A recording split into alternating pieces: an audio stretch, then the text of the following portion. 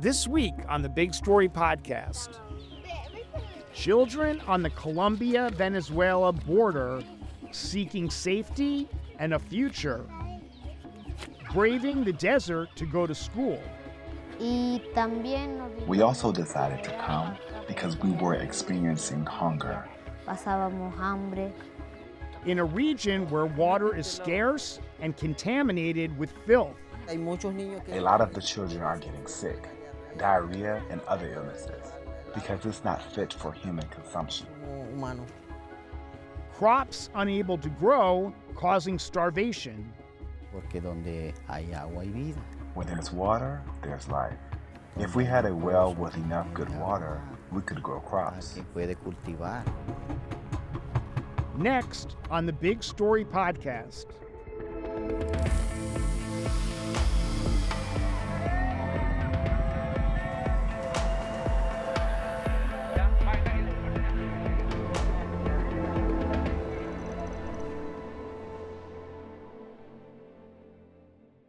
Hi, I'm Joe Zarinko, a producer here at Big Story. Today's podcast takes us to the northernmost part of Colombia, the Guajira peninsula, home of the Wayuu people, the largest indigenous group in South America. The Wayuu roamed through the Guajira deserts long before Europeans first set foot on the continent. Today, they're facing multiple threats: the depletion of their already scarce water sources, and the forced migration of Venezuelans from the other side of the border looking for better alternatives. This episode of the Big Story Podcast is called Children of the Border.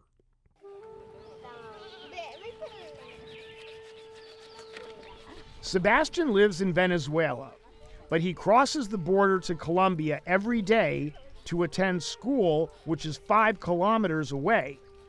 His parents migrated to Barranquilla, a Colombian city hours away, because they could not find work in the town of the Venezuelan state of Zulia. On a normal day, I shower, I get up, I go to class. I take the transport to go to school. The next day, we do it all again.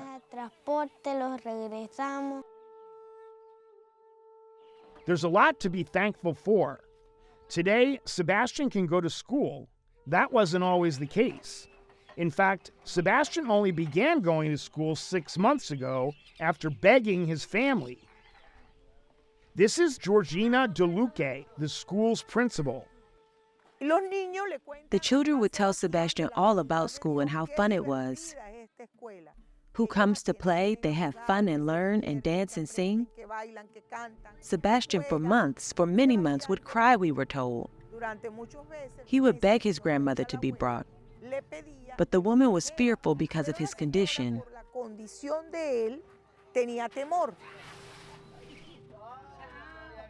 Sebastian has a physical impairment, an undiagnosed condition on his leg that makes it difficult for him to walk.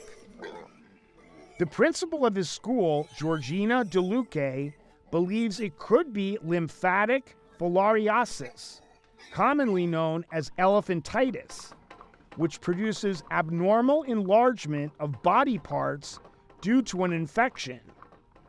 But this doesn't stop Sebastian from dreaming about being a doctor. It is a good way to help. You help the sick.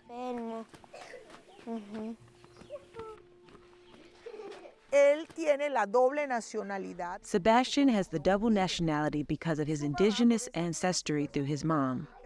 But because of the economic challenges, his mother has had to go to work in Barranquilla, as do many other families of students. Their parents must migrate to the cities and even travel abroad, and the children are left under the care of grandparents or other family members. In the case of Sebastian, he was well taken care of.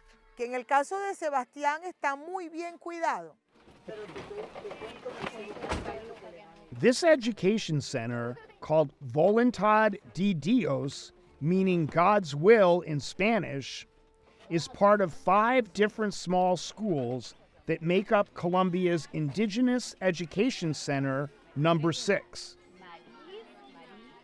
Georgina DeLuque has been the principal here for the last 2 decades.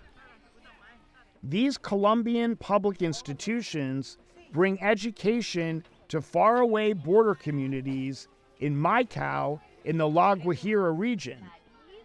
More than 2,100 students receive their primary education in these 5 schools. Another challenge for Sebastian and his classmates is transportation.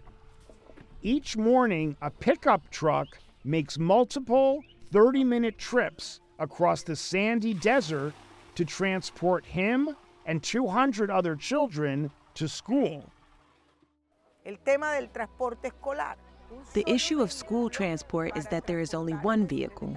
The educational center I direct has 2,115 students and only one car.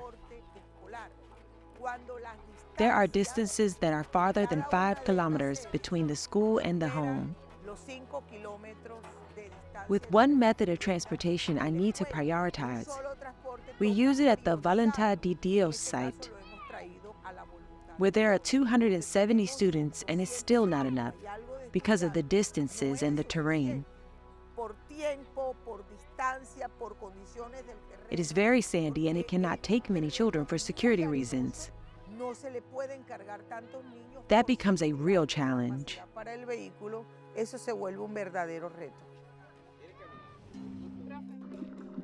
Ivan Gonzalez makes the daily walk to check if there's any water. Along the magical landscape of La Guajira, fresh water is a limited resource. The Wayuu dig pits that collect rain and provide water to drink, cook, and bathe with. More than 100 families depend on this source of water. The last time I got water from here was 4 or 5 months ago. There hasn't been any rain. When there's no rain, the community uses a reservoir filled with water that they believe is dirty and making them sick. Now, we drink from the reservoir. It's salty, and it has a bad smell. It's our only source of water. We have to use it.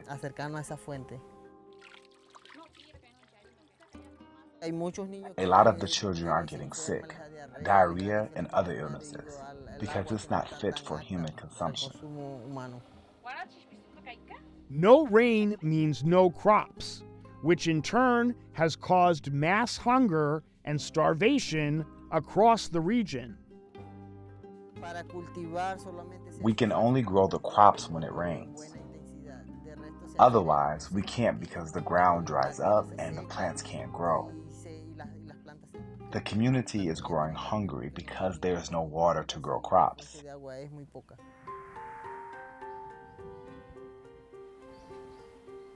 Further down the road, in an area called Los Cocos, we meet Victor Aguilar, a community leader.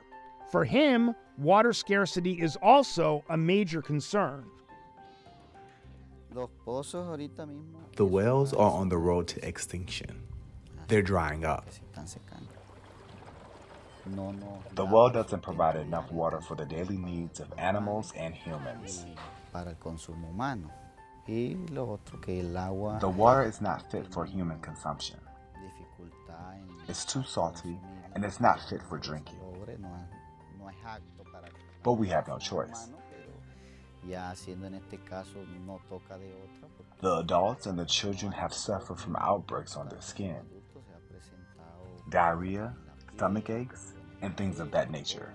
The temperature has gotten so hot recently. It's unbearable. With this heat, the children are miserable. They suffer from rashes on their skin. We'd love to bathe ourselves, but there's not enough water. Making life unbearable. Temperatures now surpass 40 degrees Celsius in the shade. The temperature has gotten so hot recently. It's unbearable. With this heat, the children are miserable. They suffer from rashes on their skin. We'd love to bathe ourselves, but there's not enough water. I wish we could take 2 or 3 baths a day just to cool down, but we can't because there's no water. He says that the village's problems would be solved with a secure source of fresh drinking water. Where there's water, there's life. If we had a well with good enough water, we could grow crops. We fear we'll see more children die because of the water they consume. They are forced to drink it because it's the only water available to them. Let's hear from Paula Caballero, expert in nature-based solutions from the Nature Conservancy. If you have a coastline that has eroded, if you have an aquifer, groundwater that is depleted, if you have soils that are degraded or acidified, those are resources that you won't have tomorrow. So working on so-called environmental issues is about keeping development options open. For what? For economic well-being, for social well-being. It's all part of that same circle.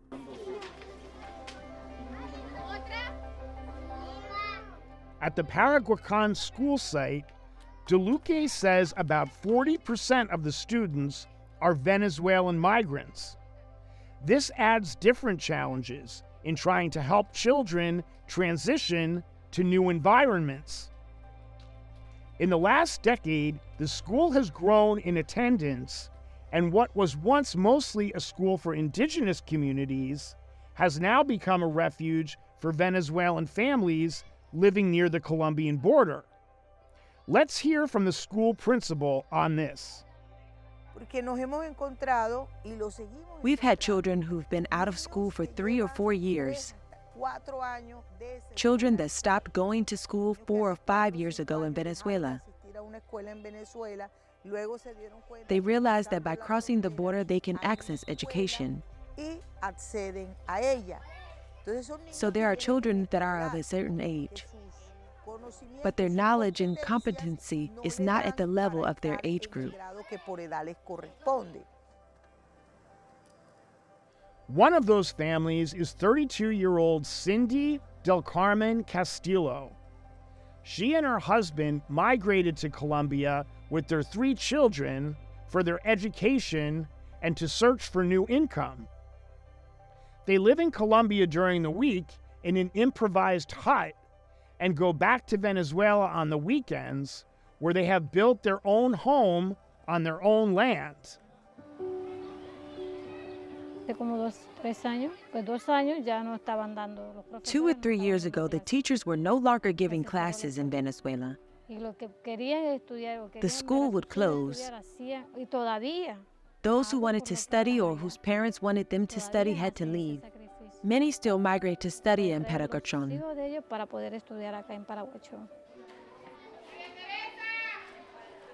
Venezuelan migrants we speak to on the border explain the challenges in finding schools that will receive their children without the proper dress, uniforms, and even shoes.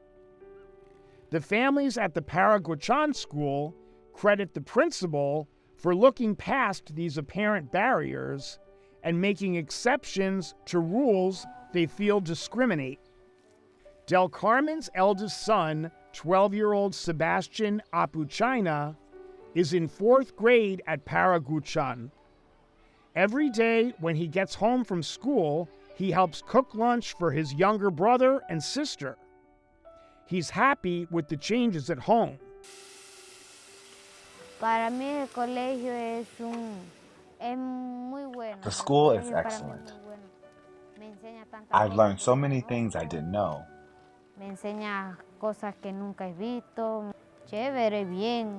I've seen things I've never seen before. I am enjoying my studies, also the time I spend with friends and neighbors. Back in Venezuela, the situation was often dire for the Apuchena family. We also came because we were experiencing hunger. Sometimes we'd go a day without food, and there was no school. My mom wasn't able to take it anymore. I got very skinny, so we came here. Like the Sebastian we met earlier, this young man dreams of a life of service. He wants to be a policeman. The police officers arrest the thieves.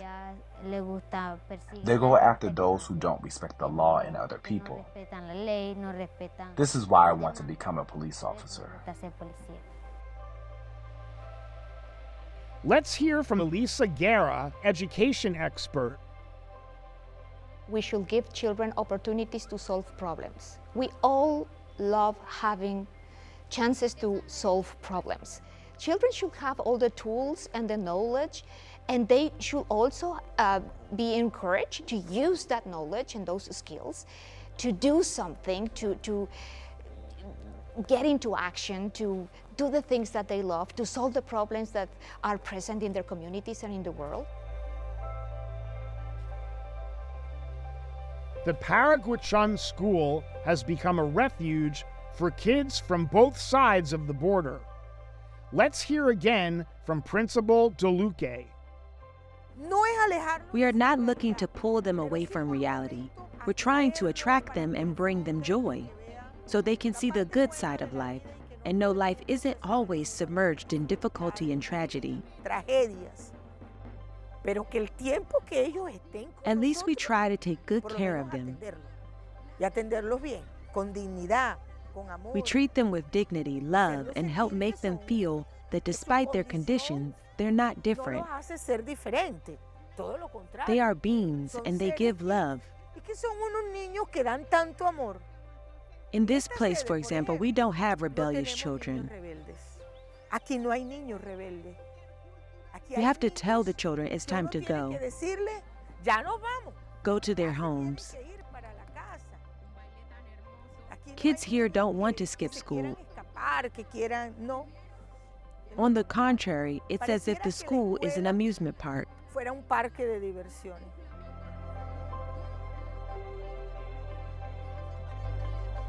And here's Elisa Guerra with one last thought. Enthusiasm is very contagious. Also, lack of enthusiasm is also very contagious because, we're doing damage to the children if we are not in love and passionate with learning.